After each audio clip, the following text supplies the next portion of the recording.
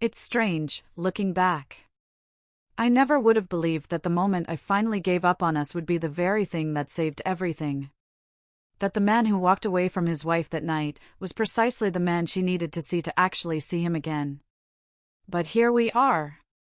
And let me tell you, it took about 18 months of constant rejection, followed by a complete emotional withdrawal, to turn me into someone my own wife didn't even recognize anymore. It started like every great love story does, I guess. Back when Sarah and I first got married, everything felt electric. We couldn't keep our hands off each other. I remember thinking, this woman is my entire world. My best friend, my lover, the person I wanted to wake up next to for the rest of my life. Those first 2 years, they were just perfect. Or at least they felt that way to me. We'd stay up late, talking about everything and nothing. We'd laugh until our stomachs hurt. And the physical connection we had, it was just this natural extension of how much we loved being together. I was working my way up at a tech company, putting in long hours, but always making time for us. Sarah had just landed her dream job at a marketing firm in downtown Asheville. We felt like this power couple, building our life together. Then, somewhere around year 3, things just shifted. In ways I didn't fully understand at first. Little changes that seemed innocent enough. Maybe she'd be too tired one night, which was fine, right? Everyone gets tired. But then one night turned into 2 nights, and 2 nights turned into a week. Before I knew it, I was hearing the same excuse over and over again, like some horrible mantra that would replay in my head every time I even thought about reaching for her. She was always too tired. Always had a headache. Always had an early morning meeting. I told myself it was just stress from her new role. Or maybe she wasn't feeling well. And I'd be understanding because that's what good husbands do. They don't pressure their wives. They don't make demands. They wait patiently and trust that things will normalize on their own. 1 month without intimacy turned into 2 months, then 3. And I started doing that thing where you count the days in your head. Even though you hate yourself for counting. Even though you know keeping score makes you feel pathetic and desperate. I tried everything I could think of to fix whatever was broken between us. I planned romantic dinners with candles and her favorite wine. I'd clean our entire apartment from top to bottom so she wouldn't stress about chores. I'd give her massages and ask about her day, listening carefully to her answers, just trying to recreate that emotional connection we used to have. I even suggested a weekend trip to a bed and breakfast in the mountains of Virginia, thinking maybe a change of scenery would reignite something. She agreed. But the whole time we were there, she seemed distant, checking her work emails more than she looked at me. And when we got back to our room that first night, I tried to initiate something, and she just rolled over and mumbled about being exhausted from the drive. I started reading actual books about marriage and intimacy. Books written by therapists and relationship experts. Trying to understand if this was normal, if other couples went through dry spells this severe. Everything I read said communication was key. So, I tried talking to her about it, as gently as I could. I asked if maybe there was a medical reason, if she wanted to see a doctor about her energy levels or hormones, or anything that might be affecting things. And she just looked at me like I was overreacting and brushed it off completely. Told me I was making something out of nothing. I suggested couples therapy, thinking maybe a professional could help us navigate whatever this distance was. She actually laughed. Not in a cruel way, but in that dismissive way that made me feel small, like I was being dramatic about a problem that didn't exist. By the time our 4th anniversary rolled around, we hadn't been intimate in almost 5 months. I decided I was going to make this night special. I was going to remind her why we fell in love in the first place. Remind her of what we used to have. I made reservations at the restaurant where I'd proposed to her. I bought her favorite flowers. I wore the cologne she used to say drove her crazy. And during dinner, she seemed genuinely happy. Smiling and laughing at my stories like she used to. And for the first time in months, I felt this spark of hope that maybe we were turning a corner. We got home around 10. I opened a bottle of champagne we'd been saving. We sat on the couch talking, her hand on my knee. This is it, I thought. This is finally the breakthrough we needed. I leaned in to kiss her, and she kissed me back. For about 30 seconds, I thought we were finally going to reconnect after all these months. Then she pulled away. I saw it in her eyes before she even opened her mouth. That same look I'd been seeing for what felt like forever. She touched my face with this apologetic expression and told me she was just too exhausted from the long day, and the wine was making her sleepy. Something inside me broke that night. Not in an angry, explosive way, but in a quiet, permanent way. Like a foundation cracking deep underground where nobody can see the damage, but you know the whole structure is compromised. I didn't argue with her. I didn't try to convince her or negotiate or express disappointment. I just smiled and said it was totally fine, kissed her forehead, and told her to get some rest. Acting like my heart wasn't shattering into pieces. I lay in bed next to her, staring at the ceiling while she fell asleep within minutes. And I made a decision right there in the dark that would change everything between us. I decided I was done. Not done with the marriage, but done chasing her. Done initiating. Done making myself vulnerable, only to be rejected over and over and over again. The next morning, I woke up, different. I wasn't cold to her or mean or passive-aggressive. I was just calm. Centered. Like a switch had flipped in my brain. And suddenly all that desperate, needy energy I'd been carrying around for months just evaporated into thin air. I made my coffee, kissed her goodbye before work, like always.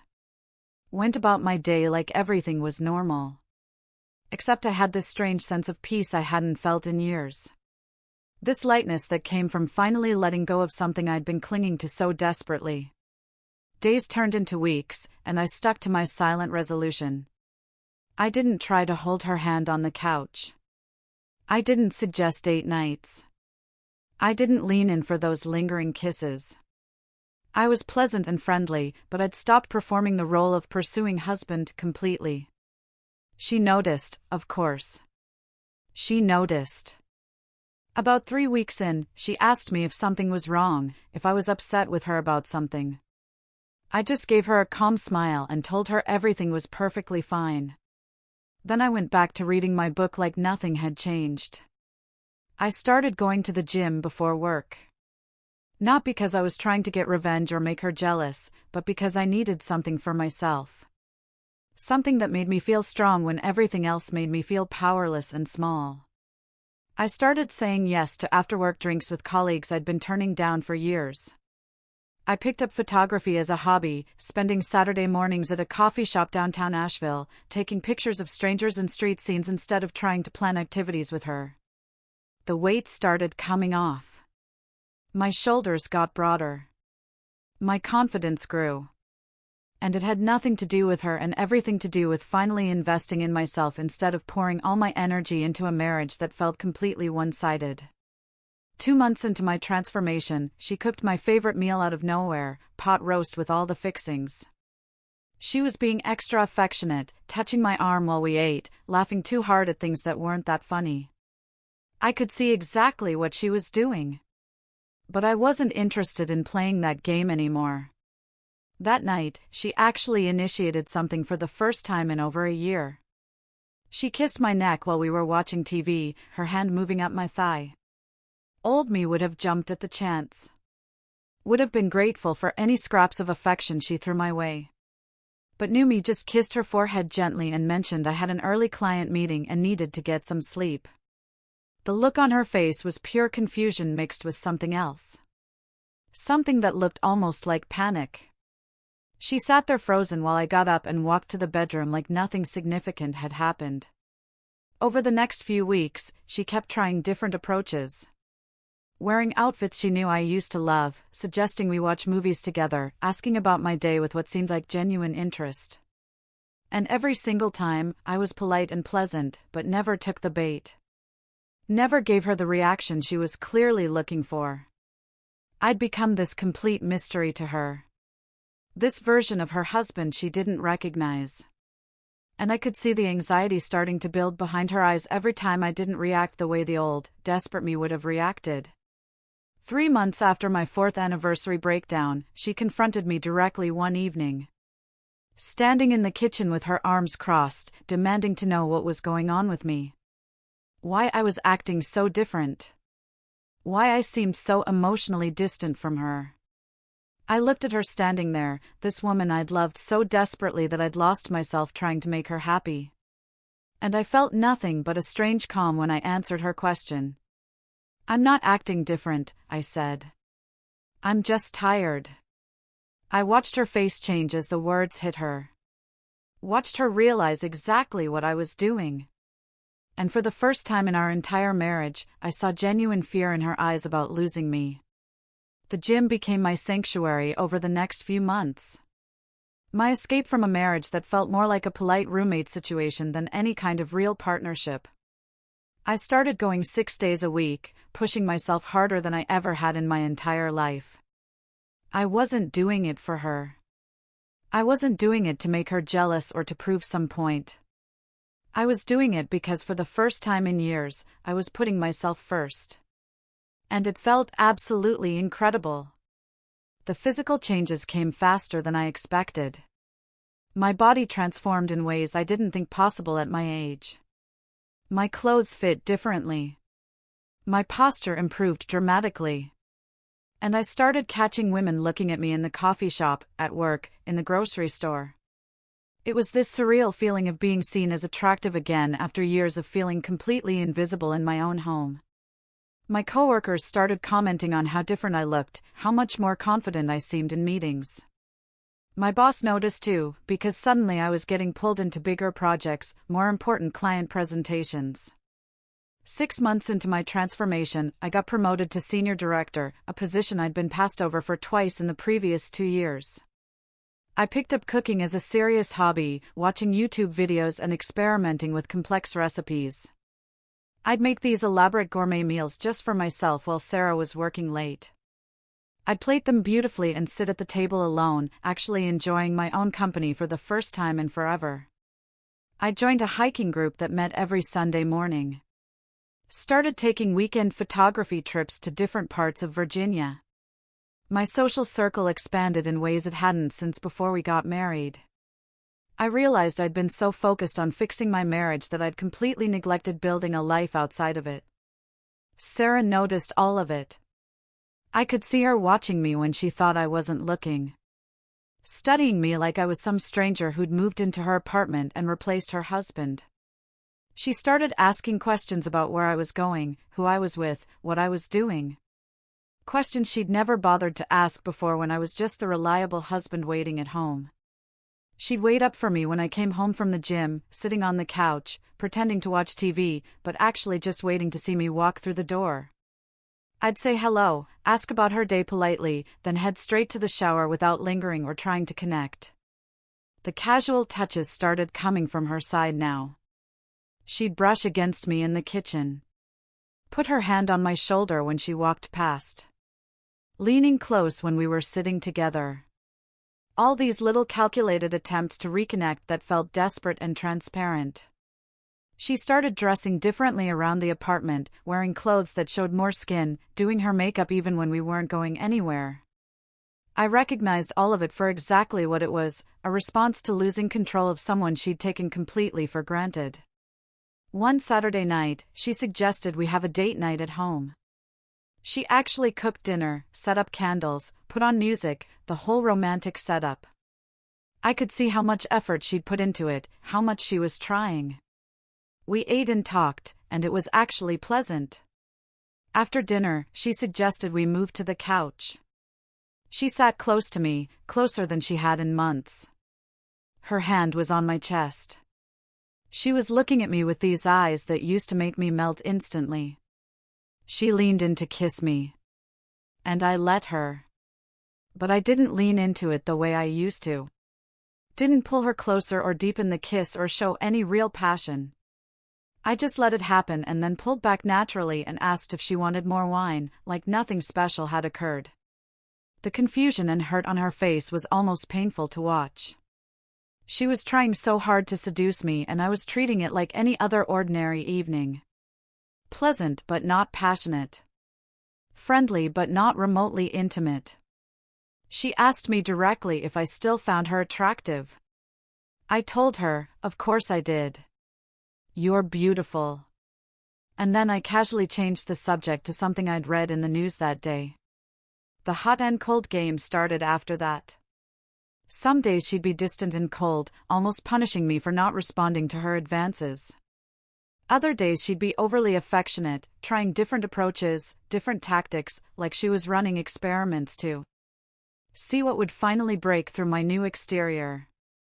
I stayed completely consistent through all of it, calm and centered and unmoved by either extreme. I could see it was driving her absolutely crazy in a way nothing else ever had in our relationship. My life had become genuinely full in ways it hadn't been in years. I had hobbies I was passionate about, friends I actually enjoyed spending time with, career momentum that excited me every morning, and a body I was proud of. None of it depended on her validation or attention or approval. About 8 months into my transformation, I was working late on a presentation in the home office. I needed to check something on our shared laptop because mine was charging in the bedroom, and the battery had died. I opened it up, and her email was still logged in from earlier. I wasn't trying to snoop. I genuinely wasn't. But there was a draft email open on the screen addressed to her best friend from college. The first line caught my eye before I could look away. I should have closed it immediately. Should have respected her privacy and shut the laptop. But something made me start reading. And what I found absolutely destroyed me in ways her physical rejection never had. In ways I didn't think I could still be hurt. She was telling her friend about how empty and hollow she felt in our marriage. How she didn't feel anything romantic for me anymore. How she'd been actively avoiding intimacy because the thought of it made her feel nothing, just numbness and obligation. She wrote about fantasizing about a different life. Maybe being single again. Maybe meeting someone new who excited her the way I used to in the beginning. Someone who made her feel alive instead of trapped. She wrote about how she knew she should probably leave, but it was comfortable and safe, and she didn't want to deal with the drama and logistics of separation. And how I was a good provider and a good person, but she just didn't feel that spark anymore. She wrote about how guilty she felt sometimes when she saw how hard I was trying, especially in those early months. But that the guilt wasn't enough to make her actually want me. Wasn't enough to change how she felt deep down. The words hit me like physical blows. Each sentence confirming what I'd suspected but desperately hoped wasn't true. That this wasn't about being tired or stressed or going through a phase. This was about her consciously choosing to check out of our marriage while keeping me around as some kind of comfortable safety net. I sat there staring at that screen for probably 20 minutes, reading and rereading her words. And something shifted in me that night that was even more profound than my 4th anniversary breakdown. I quietly closed the laptop, walked to our bedroom, and started packing a bag. Just throwing clothes and toiletries into a duffel. The sound of the closet door opening must have woken her up because she sat up, confused, asking what I was doing at this hour. I told her I needed space. Needed time away to think. She immediately panicked, asking what happened, what she did, why I was suddenly leaving in the middle of the night. I didn't tell her about the email. Didn't throw her words back in her face. I just said I needed to think about us. About our marriage. About what I actually wanted from my life moving forward. She started crying, actually crying. Grabbed my arm. Told me we could talk about whatever was wrong. That we didn't need space. We needed to work through this together like married people do. I gently removed her hand from my arm, looked her directly in the eyes, and told her I'd been trying to work through this for over a year, and she'd told me everything was fine. So now I needed to figure out if I still believed that anymore. I finished packing, grabbed my keys and wallet, and walked out of our apartment while she stood in the bedroom doorway crying and calling my name, begging me not to leave. I checked into a hotel about 20 minutes away. Nothing fancy, just a clean room with a bed and blessed silence. I sat on the edge of that bed, staring at the wall, feeling this strange, overwhelming mix of devastation and relief. The next morning, I woke up without an alarm for the first time in months. Ordered room service and just sat with my thoughts. Without the weight of her presence. Without the constant rejection. Without pretending everything was okay when it clearly wasn't. My phone was blowing up with texts and missed calls from her. Messages that started apologetic and quickly escalated to frantic voice memos of her crying, saying she didn't understand why I left, begging me to come home so we could talk this through. I listened to one of them while drinking my coffee. Heard the genuine fear in her voice, the desperation. And I felt something I hadn't felt in our entire marriage. I felt like I had actual power. Like my presence mattered. Like losing me actually meant something real to her. 3 days into my hotel stay, after dozens of messages and calls that I'd ignored, I finally responded with a simple text telling her I needed more time and that I'd reach out when I was ready to talk. Her response came immediately, a long voice memo. I almost didn't listen to it, but something made me press play. Please come home. I'll change. I promise I'll change. Just please don't leave me, she said through tears. And for the first time in years, she sounded like she actually meant it. Like she was finally seeing what she stood to lose. I texted back 3 words that I knew would hurt but needed to be said. Words that mirrored what she'd made me feel for so long. I need time, I wrote. And then I turned off my phone completely, went to the hotel gym and worked out until my muscles screamed and my mind finally went quiet. I stayed at that hotel for 2 full weeks. And in that time, I did more thinking about my marriage than I had in the previous 4 years combined. Examining what I wanted, what I deserved, and whether this relationship was something worth saving, or something I was just too comfortable to let go of. Sarah's messages continued daily, sometimes multiple times a day. They evolved from frantic to reflective to desperate to angry and back to pleading. I could see her going through actual stages of grief over potentially losing me. On day 15, I finally decided it was time to go home and have the conversation we should have had years ago.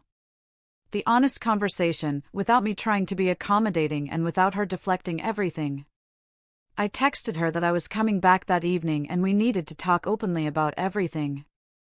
Her response was immediate, just a simple okay with a heart emoji that felt both hopeful and absolutely terrified. When I walked through our apartment door that night, she was sitting on the couch waiting for me. I could tell she'd been crying for hours. Her eyes were red and swollen, and she looked smaller, somehow, more vulnerable than I'd ever seen her. We sat down across from each other, and the silence hung between us before she started speaking. What came out was more honest than anything she'd said to me in years, maybe ever. She told me it was never about being tired. That was just the easy excuse, the convenient lie that didn't require her to examine why she was actually pulling away from me. She talked about how when we first got married, she felt herself disappearing into us, like her identity was getting swallowed by being a wife. And intimacy started to feel like giving up another piece of herself that she'd never get back, like she was losing control of her own body and choices. She said she associated physical closeness with vulnerability, and vulnerability with losing control. And somewhere along the way, she'd built these massive walls to protect herself without realizing she was locking me out completely and destroying our marriage. She admitted she'd been selfish, that she kept me around because I made her feel safe and secure and loved while refusing to give me what I needed in return. And she could see now how incredibly cruel that was, how much it had damaged me as a person. She told me about her mother's marriage, how her mom had given up everything for her dad and lost herself completely, and how terrified she was of becoming that, of disappearing into someone else's needs and wants. I listened to all of it without interrupting, just letting her talk. And when she finally finished, I told her my truth. Told her how every single rejection had chipped away at my self-worth until I genuinely believed I was unlovable, undesirable, fundamentally not enough as a man. I told her about the nights I'd lain awake feeling completely alone despite sharing a bed with her. About how I tried everything I could think of to fix us, and she'd told me there was nothing wrong, nothing to fix, that I was imagining problems. I told her about finding the email draft to her friend. I watched her face go completely pale as I recounted the words she'd written about feeling nothing for me, about fantasizing about a different life, about keeping me around because I was comfortable and safe. I asked her directly if any of that had actually changed or if she was just afraid of being alone, terrified of starting over, worried about what people would think if we got divorced. She broke down completely then, sobbing in a way I'd never seen her cry before, like something was breaking open inside her. She swore those words were written in a dark moment when she was confused and running from her own issues. That seeing me transform and pull away had forced her to confront what she actually felt underneath all her fear. She said watching me become this confident, independent person who didn't need her anymore, who had his own life and friends and hobbies, had shaken her. Because it made her realize she didn't need me. She did want me. She'd just been too broken and frightened to access those feelings or admit them to herself. I told her I believed she was sorry, and I believed she was frightened right now. But sorry and fear weren't enough to rebuild what we'd lost. That I needed to see sustained change, consistent effort, and complete, brutal honesty moving forward. I laid out my conditions, absolute non-negotiables if we were going to even try to save this marriage. I told her we needed to start couples therapy immediately. That she needed individual therapy to work through whatever childhood trauma was making her sabotage intimacy and connection. And that there could be no more lies, no more deflecting, no more avoiding uncomfortable conversations just because they made her feel exposed. I told her I needed her to be accountable for her choices, to explain when she was pulling away and why. And that rebuilding my trust would take months, or maybe years, of consistent action, not just words and promises made in a moment of crisis. She agreed to everything without hesitation. Told me she'd already researched therapists and had an appointment scheduled for next week, that she'd do whatever it took to prove she was serious about fixing us, about becoming the partner I deserved. I told her I was moving into the guest bedroom for now. That physical intimacy was completely off the table until we'd done substantial work in therapy, and that I needed to see her show up emotionally before I could even think about showing up physically again. The look of hurt on her face was obvious and painful, but she nodded and said she understood. That she deserved that boundary after everything she'd put me through for the past year and a half. Over the next 6 months, we went to therapy every single week, sometimes twice a week when things got particularly difficult. And it was brutal and uncomfortable and necessary in ways I can't fully describe. She started unpacking her fear of vulnerability, her issues with control, actual trauma from her childhood that she'd never dealt with or even acknowledged. Watching her parents' toxic dynamic and swearing she'd never let that happen to her. I watched her do the genuinely hard work of becoming self-aware, of recognizing her patterns, of sitting with uncomfortable emotions instead of running from them. I worked on my own issues, too. My tendency to sacrifice myself to keep peace, my fear of confrontation and conflict, the ways I'd enabled her behavior by accepting crumbs and calling it enough, by not standing up for what I needed. We had breakthrough moments and major setback moments. Nights where we connected emotionally like we used to, and nights where old destructive patterns tried to resurface and drag us backwards. Her therapist diagnosed her with attachment issues stemming from her childhood, and we started to understand that her rejection of me wasn't actually about me at all. It was about her own fear of being consumed by love the way she'd watched her mother be consumed. Around month 7 of therapy, her mom got very sick, had to be hospitalized with heart problems. I watched my wife start to retreat emotionally the way she always had when things got hard and overwhelming. But this time was different. This time, she caught herself doing it. Came to me crying one night and told me she could feel herself wanting to run and push me away, but she didn't want to do that anymore. Didn't want to fall back into those old destructive patterns. I held her while she cried and told her I wasn't going anywhere. That she could be vulnerable with me and it wouldn't make her weak, wouldn't make her lose herself, that being vulnerable was actually the strongest thing she could do. A month after that, I moved back into our bedroom. And we started rebuilding physical intimacy slowly, carefully, with lots of communication about what felt safe and what felt frightening. A full year after I'd walked out of our apartment with that packed bag, we went back to the same restaurant where we'd had our 4th anniversary dinner. The night that had broken something fundamental in me and started this whole painful transformation. We sat across from each other and I looked at this woman who was both the same person I'd married and someone completely different. Someone who'd done the hard, painful work to show up for us, to become a genuine partner. I told her I didn't regret leaving. Didn't regret those 2 weeks in the hotel, because without that, she never would have woken up to what she was losing. Would have kept sleepwalking through our marriage until there was nothing left. She reached across the table and took my hand. She told me if I hadn't left, if I hadn't stopped chasing her and started chasing myself instead, she would have kept destroying us slowly until we both hated each other. We're not perfect now. We still have hard days and difficult conversations, moments where her old fears surface or where I feel that old hurt creeping back in. But we're both present in ways we never were before. Both choosing each other consciously and actively instead of just going through the comfortable motions. This time our marriage isn't built on me chasing and her running, on me giving and her taking.